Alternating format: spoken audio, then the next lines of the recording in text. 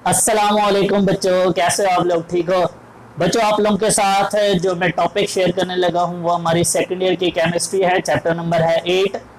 और last time आपको याद होगा जो मेरा लेक्चर था उसमें मैंने आपको केमिकल रिएक्शंस ऑफ अल्कीन के बारे में बताया था। और उसमें हमने पहला रिएक्शंस पढ़ लिया था, एडिशन रिएक्शंस ऑफ अल्कीन। आज हम अल्कीन के दूसरे रिएक्शंस पढ़ने लगे हैं जिसका नाम है ऑक्सीडेशन रिएक्शन ऑफ अल्कीन। तो बच्चों हम स्टडी करते हैं आज ऑक्सीडेशन रिएक्शन ऑफ अल्कीन। और बच्चों जैसे हमने लास्ट टाइम एडिशन रिएक्शंस पढ़े थे उसके अंदर मैंने आपको 5 तरह के एडिशन रिएक्शंस करवाए थे। आज भी हम इसी तरह कुछ डिफरेंट टाइप्स के ऑक्सीडेशन रिएक्शंस करने लगे हैं। और सबसे पहला जो आज ऑक्सीडेशन रिएक्शन है उसका नाम है एडिशन ऑफ ऑक्सीजन। तो चलें जी, हम करते हैं आज का पहला reaction, addition of oxygen. Means हम क्या करने वाले हैं, एक अल्कीन लेते हैं और उसके अंदर मैं ऐड करने लगा हूं ऑक्सीजन को। अच्छा बच्चों, मैं इसमें करने वाला क्या हूं, मैं एक इथीन लेने लगा हूं और मैं उसको मिक्स करने लगा हूं ऑक्सीजन के साथ, एयर के साथ। और उस वक्त जो मेरे पास कैटालिस्ट है या किसकी प्रेजेंस पे, तो वो है silver oxide at high temperature and pressure. Mean जब हाई टेम्परेचर और प्रेशर की प्रेजेंस पे बच्चों हम अल्कीन को मिक्स कर लेते हैं एयर के साथ और फिर हम उसको पास करवाते हैं किसमें से, सिल्वर ऑक्साइड कैटालिस्ट में से। तो इसकी क्या हो जाती है, ऑक्सीडेशन। और देखते हैं ऑक्सीडेशन में क्या बनती है। ये देखो, ये है मेरे पास बच्चों ethene CH2 double bond CH2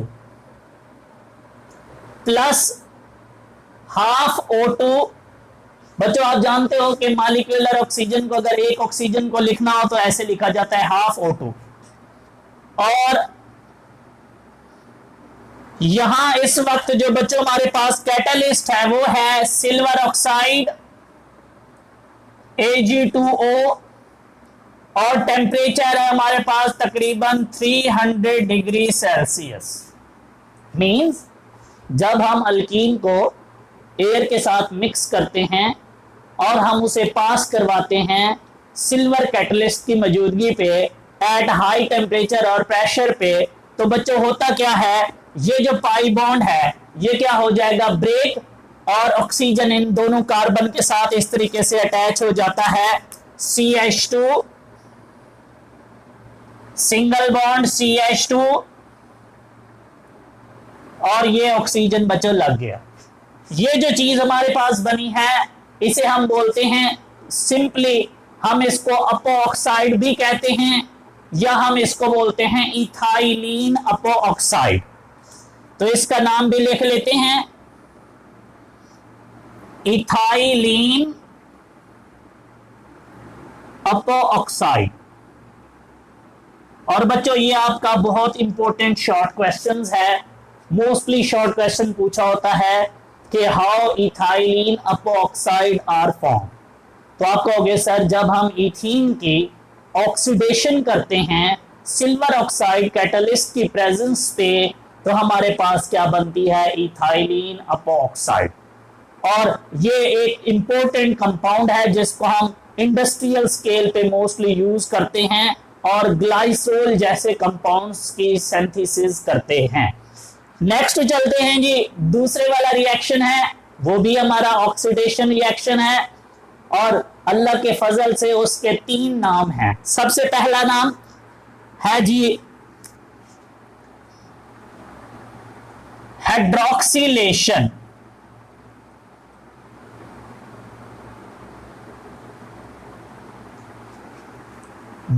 दूसरा नाम है जी रिएक्शन ऑफ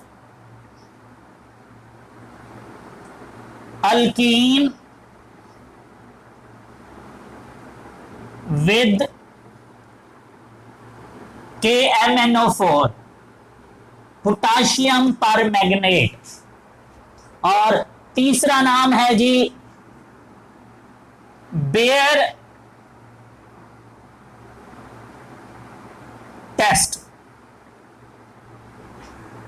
एक और नाम भी होता है, उसे हम बोलते हैं फॉर्मेशन ऑफ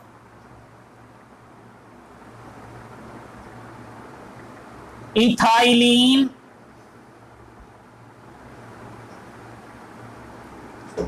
ग्लाइकोल।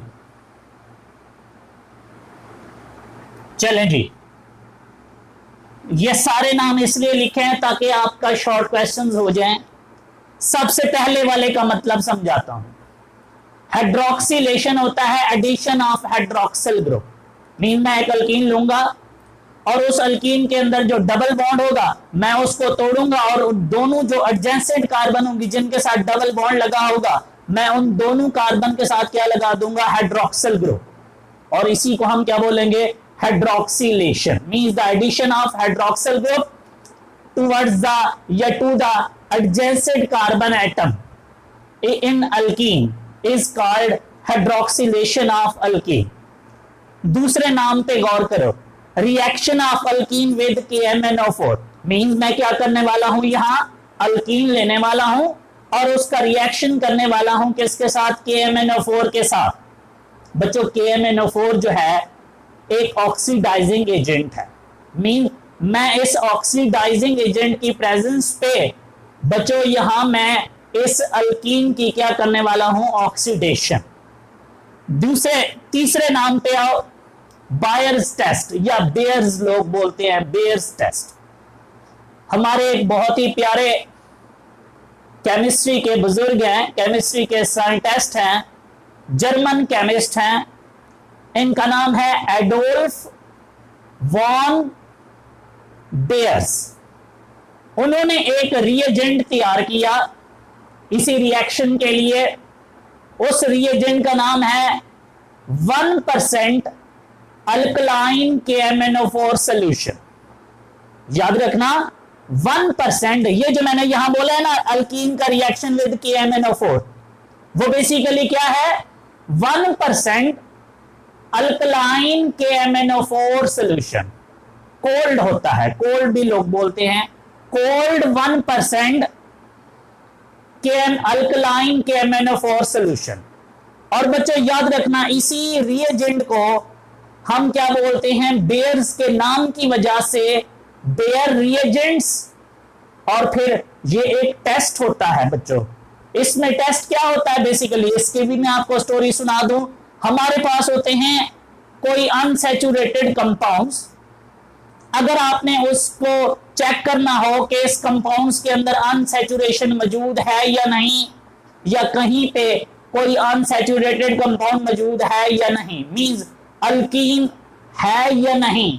अगर अल्कीन की प्रेजेंस चेक करनी हो तो उसके लिए हम ये वाला टेस्ट यूज करते हैं। इस टेस्ट को बोलते हैं हम बेयर्स टेस्ट। इसमें होता क्या है कि वो जो मैंने अभी आपको बोला है ना 1% अल्कलाइन KMnO4 सॉल्यूशन, बच्चों वो होता है पिंक कलर का।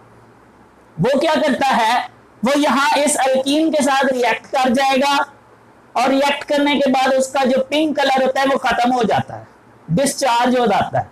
अगर उस कलर, वो जो पिंक कलर है वो डिस्चार्ज हो जाए, खत्म हो जाए, तो समझ जाओ कि ये जो कंपाउंड था जिसको आप डिटेक्ट करना चाहते थे वो अनसैचुरेटेड भी है और वो क्या है, अल्कीन।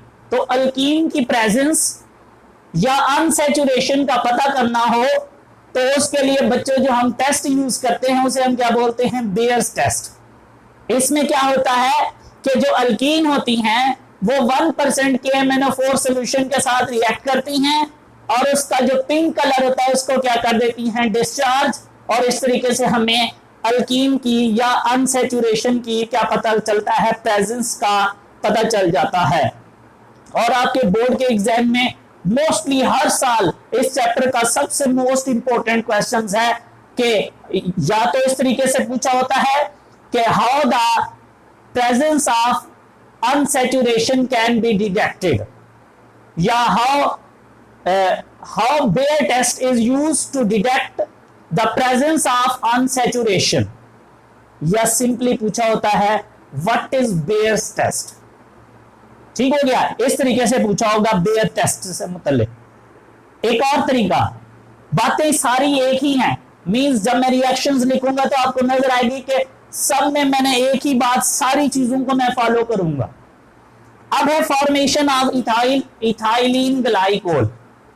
बच्चों बेसिकली ये तो आसान है, हमें नजर आ रहा है कि बेसिकली यहां हम क्या बनाने वाले हैं, इथाइलिन ग्लाइकोल। आपसे शॉर्ट क्वेश्चंस में ये भी पूछ लेता है कि how the ethylene glycol are form.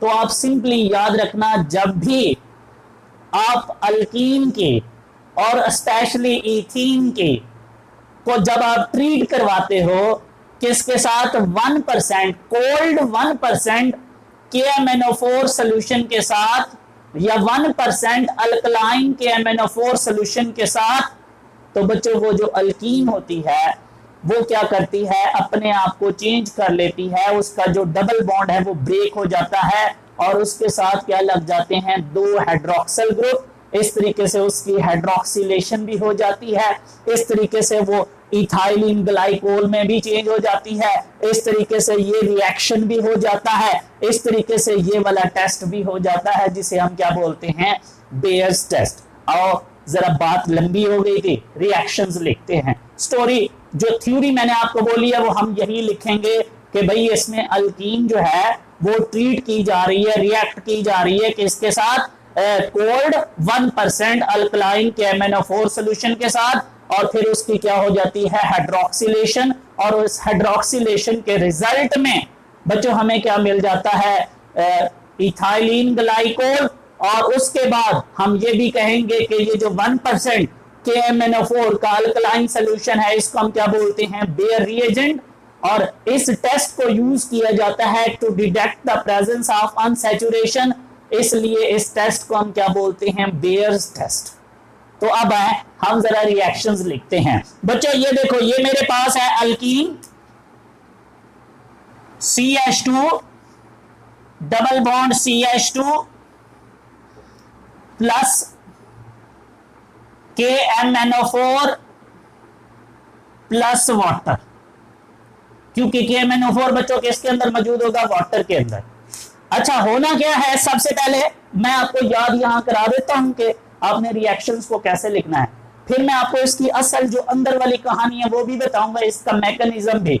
आपकी बुक में मैकेनिज्म नहीं लिखा हुआ है, इसलिए अनफॉर्चुनेटली मैं वो मैकेनिज्म तो नहीं लिखूंगा, लेकिन जो अंदर बेसिकली कहानी हुई है मैं वो आपको जरूर बताऊंगा। तो बच्चों देखो, सबसे पहले ये है जी मेरे पास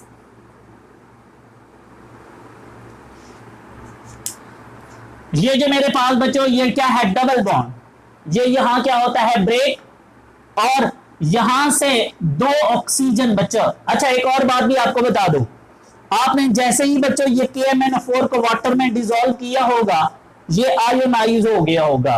जैसे ही ये आयोनाइज हुआ होगा तो ये क्या बनाया होगा, इसने एक इसने पोटाशियम आयन बनाए होंगे और एक इसने क्या बनाए होंगे, मैंगनीज ऑक्साइड आयन बनाए होंगे, या मैंगनीज टेट्राऑक्साइड आयन। इस तरीके से हमारे पास एक क्या बना हुआ है अंदर सोल्यूशन में, MnO4-2, और साथ में क्या है, पोटाशियम। अब बच्चों होता क्या है कि ये जो MnO4 है यहां से 2 ऑक्सीजन आते हैं और वो यहां क्या करते हैं, इस बॉन्ड को ब्रेक करते हैं, एक इस कार्बन के साथ लग जाता है, एक इस कार्बन के साथ, और साथ ही यहां से जो 2 हाइड्रोजन आएंगे और वो 2 हाइड्रोजन एक ऑक्सीजन के साथ इधर लग जाएगा, इधर वाली ऑक्सीजन के साथ भी लग जाएगा। इस तरीके से ये ऑक्सीजन जो यहां लगने वाले हैं उनके साथ क्या बन जाएगा, वो हाइड्रोक्सिल बन जाएंगे। मींस एक हाइड्रोक्सिल हम यहां लगा देंगे, एक हाइड्रोक्सिल यहां लगा देंगे इस बॉन्ड को तोड़ के, और ये जो MnO4 होगा बच्चों ये किस में चेंज हो जाएगा, MnO2 में। तो जरा गौर से देखना रिएक्शन, ये देखो ये है CH2, ये सिंगल बॉन्ड, डबल बॉन्ड टूट गया बच्चों, ये CH2 अब मैंने बोला यहां से 2 ऑक्सीजन आते हैं, जब यहां से 2 ऑक्सीजन आते हैं इस तरीके से, ये देखो 1 ऑक्सीजन 2 ऑक्सीजन, और बच्चों सेम यहां वाटर से क्या आते हैं, हाइड्रोजन आयन, और ये एक हाइड्रोजन इसके साथ लग जाएगा, एक हाइड्रोजन इस तरीके से। ये देखो बच्चों हमने अल्कीन की क्या कर दी है, हाइड्रोक्सिलेशन, मींस हमने इसमें ऐड कर दिए हैं हाइड्रोक्सिल ग्रुप, और साथ में जैसे मैंने आपको बताया कि MnO4 अब किस में चेंज हो गया है, MnO2 में, मैंगनीज ऑक्साइड प्लस बच्चों ये जो K है और वाटर के जो हाइड्रोक्सिल होंगे बच्चों उन्होंने क्या मिलके बना दिया होगा, KOH। इस तरीके से ये चीज हमारे पास बन गई है। अब रिएक्शन जो बैलेंस नहीं है तो जरा रिएक्शन को बैलेंस करते हैं बच्चों। बैलेंस करने के लिए आपने इसके साथ लगाने हैं 3, इसके साथ लगाना है 2, इसके साथ लगाने हैं 4, और यहां पे कार्बन कितने हैं 3, तो इधर भी कितने होने चाहिए 3, मैंगनीज यहां 2 है तो इधर भी 2 होने चाहिए, पोटाशियम इधर 2 है तो इधर भी 2। तो इस तरीके से इसको याद रख लो कि हमने इसको किस तरीके से बैलेंस करना है। और बच्चों ये जो रिएक्शंस है, अब ये जो चीज बनी हुई है इसके भी बहुत सारे नाम हैं बच्चों। कभी हम इसको डाई हाइड्रोक्सी कंपाउंड्स भी बोलते हैं क्योंकि इसके अंदर 2 हाइड्रोक्सिल मौजूद है। कभी हम इसको 1,2 डायोल भी बोलते हैं, वो आप चैप्टर जब अल्कोहल वाला पढ़ोगे तो वहां इसका नाम क्या होगा, 1 इथाइलिन 1,2 डायोल। और आपकी बुक में इस चैप्टर में इसका नाम क्या लिखा हुआ है, इथाइलिन ग्लाइकोल। तो हम इसको क्या बोलते हैं जी, इथाइलिन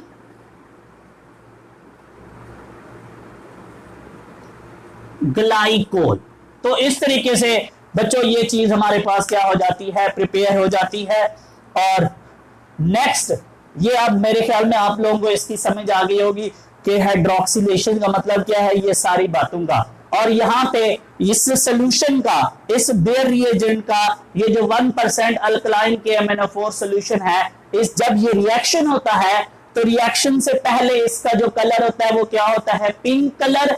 जब ये रिएक्शन होता है तो इसका ये जो पिंक कलर होता है ये डिस्चार्ज हो जाता है, खत्म हो जाता है, कलरलेस हो जाता है। इस तरीके से हमें पता चल जाता है कि भाई यहाँ जिस कंपाउंड के साथ इसने रिएक्ट किया है उसके अंदर क्या मौजूद है, अनसैचुरेशन। और इस तरीके से हम अनसैचुरेटेड कंपाउंड्स को या अनसैचुरेशन को डिटेक्ट कर सकते हैं by using the Baeyer reagent, and this test is called Baeyer's test. तो चलते हैं नेक्स्ट। अब हमारा काम बड़ा आसान शुरू हो गया है और वो है जी हमारे पास तीसरा ऑक्सीडेशन रिएक्शन, और उसका नाम है कंबस्टन रिएक्शन।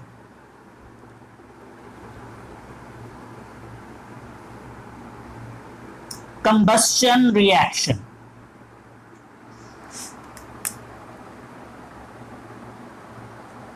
कंबस्टन रिएक्शन आपको याद रखने की जरूरत बिल्कुल भी नहीं है। ये अल्केन, अल्कीन और अल्काइन तीनों के क्या होंगे, सेम। नहीं, जब भी बच्चों अल्कीन को एक्सपोज करो, ये है मेरे पास इथीन C2H4। जब हम इसको एयर की प्रेजेंस पे, ऑक्सीजन की प्रेजेंस पे बच्चों क्या करते हैं, बर्न करते हैं फ्लेम के साथ, तो बच्चों ये हमेशा हमें 3 चीजें प्रोड्यूस करके देगी। एक कार्बन डाइऑक्साइड गैस प्लस बच्चों हमारे पास H2O प्लस हीट। इसको याद रखने की आपको कोई टेंशन लेने की जरूरत नहीं है। कंबस्टन ऑफ अल्केन, अल्कीन और अल्काइन जब भी होती है in the presence of excess amount of oxygen, तो हमेशा ये 3 चीजें बनती हैं, कार्बन डाइऑक्साइड, वाटर और हीट। रिएक्शन बैलेंस नहीं है, जरा उसको बैलेंस कर लेते हैं। यहां कार्बन कितने हैं 2, तो इधर भी 2 होने चाहिए। हाइड्रोजन इधर कितने हैं 4, तो इधर भी 4 होने चाहिए। अब हाइड्रोजन और कार्बन बैलेंस हो गए हैं। ऑक्सीजन इधर कितने हैं 2, और 2 2 कितने हो गए 4 6, तो इधर 3 होने चाहिए, और ऑक्सीजन भी बैलेंस हो गए। तो बच्चों ये हमारा था तीसरा रिएक्शन, कंबस्टन रिएक्शन। अब मोस्ट इंपोर्टेंट रिएक्शंस आने लगा है जी आपके लिए, और उसका नाम है ओजोनोलाइसिस। ये भी मोस्टली बच्चों आपके एग्जाम में पूछा होता है, ओजोनोलाइसिस। देखो नाम से जाहिर है, ओजोनोलाइसिस मींस ओजोन का मतलब है ओजोन मॉलिक्यूल, O3 मॉलिक्यूल, और लाइसिस का मतलब होता है ब्रेक डाउन। मींस बेसिकली यहां हम ओजोन का रिएक्शंस करवाने वाले हैं अल्कीन के साथ, और फिर अल्कीन के साथ जैसे ही ओजोन रिएक्ट करेगा तो ओजोन की क्या हो जाती है, O3 मॉलिक्यूल ब्रेक डाउन हो जाएगा, वो ब्रेक हो जाएगा, और इस तरीके से इस रिएक्शंस को हम क्या बोलेंगे, ओजोनोलाइसिस। मैं पहले थोड़ा सा आपको ओजोन का तारुफ करवा दूं। बच्चों आप जानते हो कि ओजोन का फार्मूला होता है O3, और this is the allotropic form of oxygen.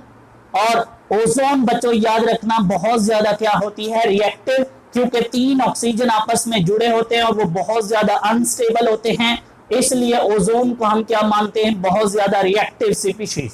वो यहाँ इथीन के साथ या अल्कीन के साथ क्या करती है, रिएक्ट करती है, और उसमें क्या करती है, ओजोनोलाइसिस। तो और जरा रिएक्शंस करते हैं कि क्या होने वाला है। सबसे पहले, और ये काम ना कोई 3-4 हम स्टेप्स में करने वाले हैं ओजोनोलाइसिस। सबसे पहला स्टेप बच्चों ये देखो, ये है मेरे पास अल्कीन, मेरी फेवरेट इथीन, प्लस बच्चों ये है मेरे पास ओजोन। सबसे पहले ये वाला बॉन्ड बच्चों क्या होता है, ब्रेक, और ओजोन आके इसके साथ अटैच हो जाता है। किस तरीके से, कुछ ऐसे, CH2, ये सिंगल बॉन्ड CH2, बच्चों 1 ऑक्सीजन, 2 ऑक्सीजन, ये तीसरी ऑक्सीजन। ये देखो ये 3 ऑक्सीजन इस तरीके से आके इथीन के साथ क्या हो गए हैं, अटैच। बच्चों ये जो एक स्पीशीज बनी हुई है ना, इसमें 3 ऑक्सीजन एक दूसरे के साथ अटैच हैं। याद रखना जब भी ऑक्सीजन तीनों एक दूसरे के साथ अटैच होंगे तो इनके साथ ऐसे बड़ी बड़ी चेन्स बनाने की इनके पास एबिलिटी नहीं होती। तो ये एक बहुत ही ज्यादा अनस्टेबल कंपाउंड्स बना हुआ है, इसको हम बोलते हैं मोलोजोनाइड। इसका नाम याद रखना, molozonide is a very unstable species. अब ये मोलोजोनाइड कहती है कि किसी तरीके से मैं अपने आप को क्या कर लूं भाई, स्टेबल कर लूं। स्टेबल करने के लिए बेचारी क्या करती है, जरा गौर से देखना। मोलोजोनाइड बच्चों अपनी क्या करती है, रीअरेंजमेंट। रीअरेंजमेंट कैसी रीअरेंजमेंट, जरा गौर से देखना कैसे कर रही है। ये CH2 वैसे का वैसे, ये CH2 वैसे का वैसे, 1 ऑक्सीजन इधर, 1 ऑक्सीजन इधर, 1 ऑक्सीजन इधर, और इस तरीके से। याद रहे आप लोग जो मिस्टेक करते हो ना, वो ये वाली करते हो कि ये वाला बॉन्ड जो है ये फिर भी इधर रहने देते हो। जब आप इधर रहने दोगे ना तो ये वाला कार्बन कितने बॉन्ड बनाना शुरू कर देगा, 5। क्योंकि ये देखो अभी वो बिल्कुल खुश है, 1, 2 और 2 उसने हाइड्रोजन के साथ बॉन्ड बनाए हुए हैं। तो बच्चों यहां आपने कभी भी बॉन्ड नहीं लगाना। अगर आप बॉन्ड लगाओगे तो आपका रिएक्शन सारा गलत होगा। ये जो चीज बनी हुई है ये भी अनस्टेबल है, but as compare to this थोड़ी सी क्या है, स्टेबल। इसको हम बोलते हैं ओजोनाइड। मींस मोलोजोनाइड ने अपने आप को चेंज कर दिया है किसके अंदर, ओजोनाइड में। देखो कितने प्यारे नाम हैं, मोलोजोनाइड और फिर क्या बना है, ओजोनाइड।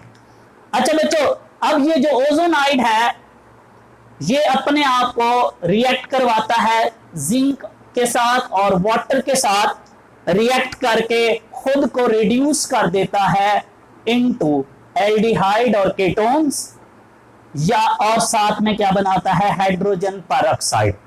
याद रखना लास्ट स्टेप, ये जो ओजोनाइड है ये अपने आप को रिड्यूस कर लेता है किसके साथ रिएक्ट करके, जिंक और वाटर के साथ रिएक्ट करके, किसके अंदर, एल्डिहाइड और कीटोन्स में, और साथ में क्या बनाता है, हाइड्रोजन परऑक्साइड H2O2। बच्चों ये देखो इस तरीके से ये है जी मेरे पास CH2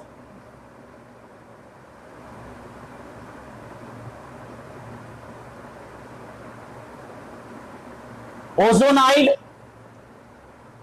दो वाटर के मॉलिक्यूल्स, और बच्चों ये दो फॉर्मल्डिहाइड बना देता है, plus hydrogen peroxide H2O2। Reaction check कर लेना, बैलेंस होगा, अगर ना हो तो खुद भी कर लेना। ये क्या बन गया, दो फॉर्मल्डिहाइड, जैसे मैंने आपको बताया कि या एल्डिहाइड बनेगा या कीटोन, तो यहां क्या बन गया है, एल्डिहाइड। कौन सा एल्डिहाइड, इसे हम बोलते हैं फॉर्मल्डिहाइड।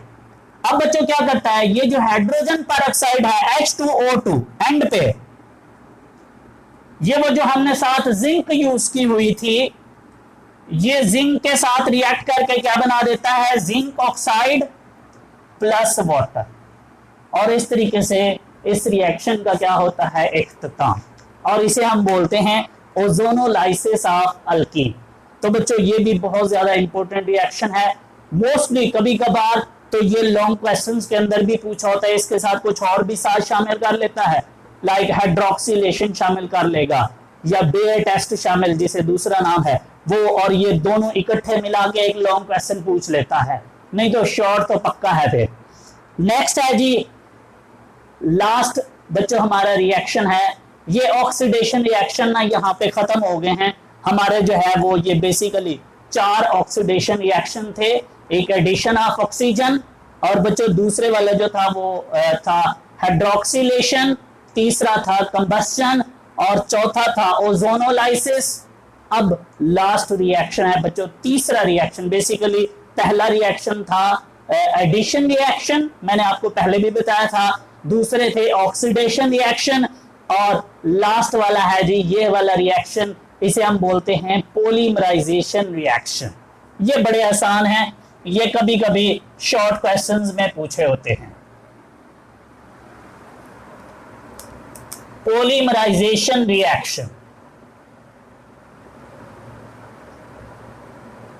पॉलीमराइजेशन रिएक्शन, पहले जरा मैं इसको डिफाइन कर दूं। ये जो पॉलीमराइजेशन रिएक्शन है, ये हमने इस ऑर्गेनिक केमिस्ट्री में कोई 4 से 5 बार तो जरूर पढ़ना है। पॉलीमराइजेशन, और एक हमने पूरा चैप्टर भी है, वहां हमने आधा जो चैप्टर है वो इसी पॉलीमराइजेशन के ऊपर, इसकी टाइप्स के ऊपर, ये क्या होते हैं, सारी कहानी हमने पढ़नी है चैप्टर नंबर 14 में। अभी छोटा सा आपको इसका इंट्रो करवा देता हूं बच्चों। पॉलीमराइजेशन एक ऐसा प्रोसेस होता है जिसके अंदर छोटे छोटे मॉलिक्यूल्स आपस में मिलते हैं, और मिलने के बाद एक बड़ा सा क्या बना देते हैं, मॉलिक्यूल।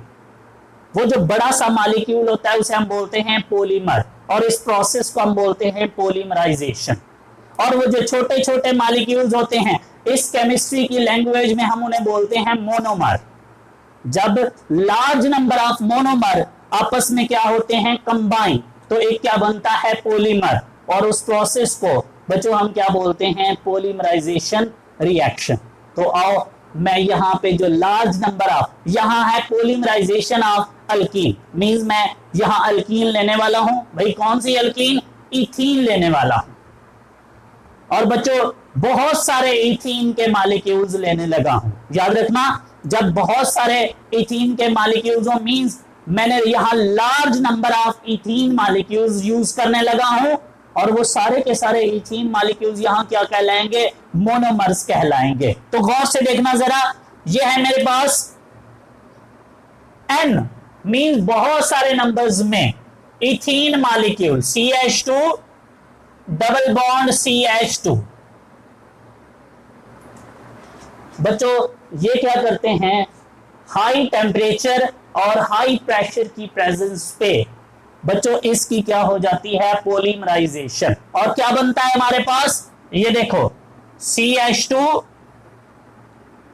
CH2 ऐसे आपने बना लेना है, यहां नीचे N लगा देना है। इसका मतलब क्या होता है बच्चों, ये जो CH2 है ये इधर से भी एक दूसरे के साथ जोड़ रहे हैं, इधर से भी, और इस तरीके से एक जोड़ के एक बड़ा सा इस तरह का पॉलीमर बना देंगे और इसका नाम होता है पॉलीइथीन।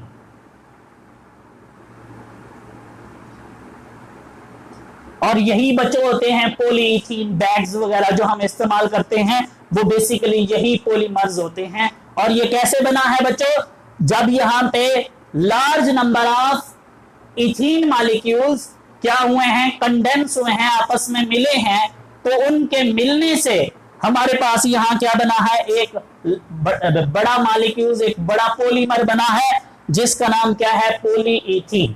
और बच्चों यहां पे जो हमारे पास टेम्परेचर और प्रेशर होता है, टेम्परेचर होता है जी 400 डिग्री सेल्सियस और बच्चों प्रेशर होता है हमारे पास 100 atm।